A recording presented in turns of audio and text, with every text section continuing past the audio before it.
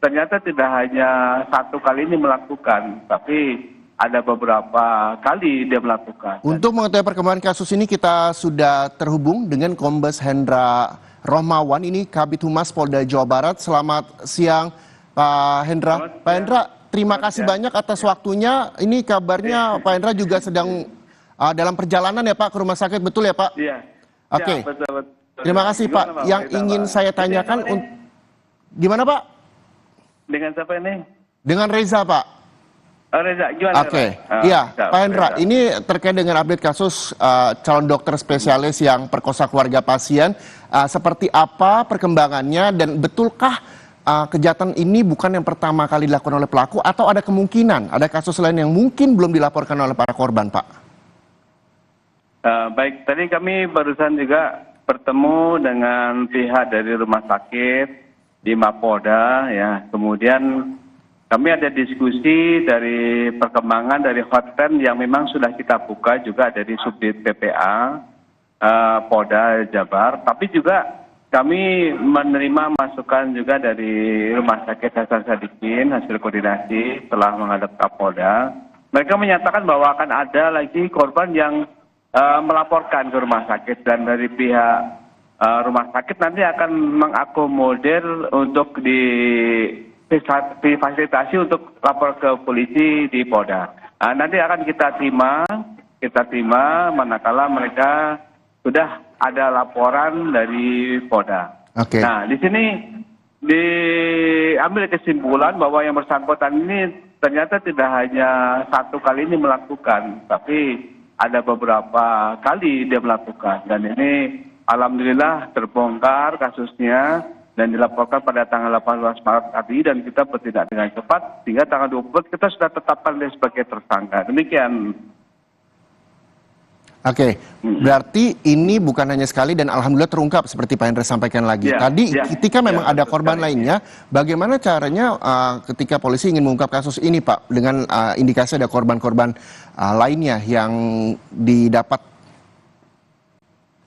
Ya memang dari Rumah Sakit Hasan Sadikin ya sudah berkooperatif sekali ya untuk bisa membuka hotelnya. Kami pun juga demikian. Tetapi yang dari terperiksa sih memang sama sekali tidak ada penyampaian untuk korban yang lainnya. Tetapi dengan adanya informasi ini tentu akan memberatkan yang tersangka ini terhadap pengakuannya. Selama ini hanya diam saja, hanya satu ini. Nah, ini tentu saja jadi catatan buat kita sehingga nanti juga memfasilitasi korban-korban yang lainnya untuk tidak malu ya, tidak menutupi hasil kejahatan dari PAP ini, sehingga nanti biar sekali kita rangkum dan kita akomodir sehingga masyarakat yang merasa menjadi korban bisa mendapatkan keadilan yang sebesar-besarnya. Demikian. Oke, kita berharap bahwa banyak korban juga atau ada beberapa korban yang bisa segera melapor agar kasus ini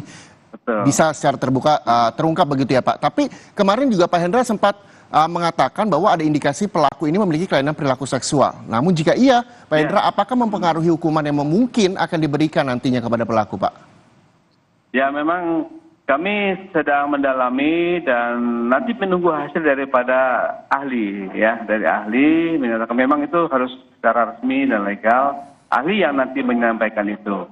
Dan ini tentu saja perilaku ini juga cukup meresahkan ya dari pihak pasien yang lainnya apabila ditemukan hal ini. Tentu saja ini jadi suatu catatan dari rumah sakit maupun kedokteran agar menjadi catatan bahwa dalam prosedur ya kelulusan, pemantauan magang dan sebagainya ini dan juga paling penting adalah bagaimana pengawasan terhadap SOP pemeriksaan.